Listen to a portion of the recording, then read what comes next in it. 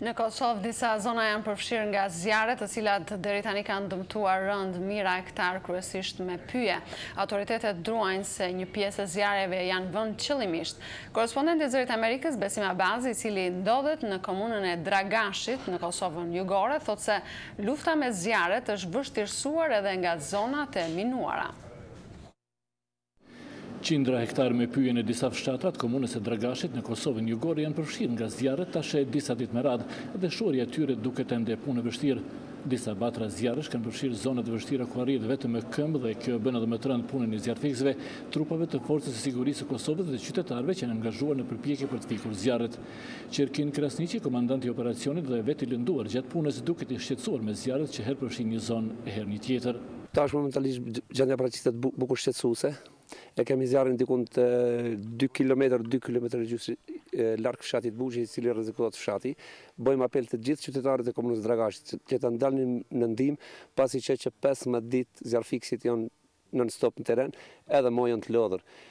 Për këtë rast bëj apel edhe një herë të qytetarët.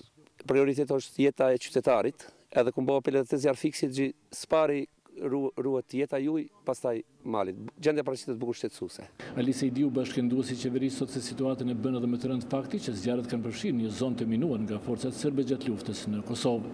Mirë po, kemi një problem tjetër sepse është zonë shumë e rrezikshme, është zonë e minuar, kemi mungesë të furnizime sidomos me ujë, sepse terreni është shumë i vështirë, cisternat nuk mund të hyjnë këtu, nuk mund të futen dhe duhet gjitha të bëhen me çanta shpine.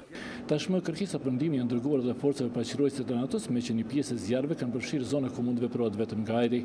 Banorët e fshatit Trapshi mendojnë se tërë ajo çfarë po ndodh mund të jetë vepër e njeriut. Zyrafeti Drizi, përfaqësuesi i fshatit, thotë se është e pamundur që zjarret të kenë shpërthyer vetvetiu. Dok se lokalizuje požar na području Koritnika, dešava se na suprotnu stranu. Derisa e shohim zjarrin në anën e maleve të Koretnikut, na ndodhe që të ndizet në anën tjetër të kundërt dhe kjo është thjesht e pamundur të kenë ndodhur vetvetiu, thotë ai. Edhe Qerkin Krasniqi beson se zjarret janë vënë qëllimshëm. Në këtë vend janë zjarret e qëllimshme.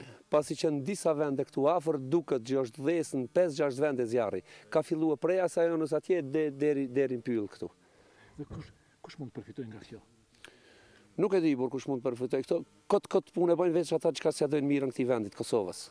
Me apo pa qëllim, mbi 2000 hektar pyje janë ndjekur në gjithë Kosovën deri tash dhe dëmet sipas autoriteteve janë të pallogaritshme. Policia thotë se po zhvillon hetime, por deri tash ka pasur vetëm një të arrestuar. Për Zërin Amerikës, Besim Abazi, Dragash.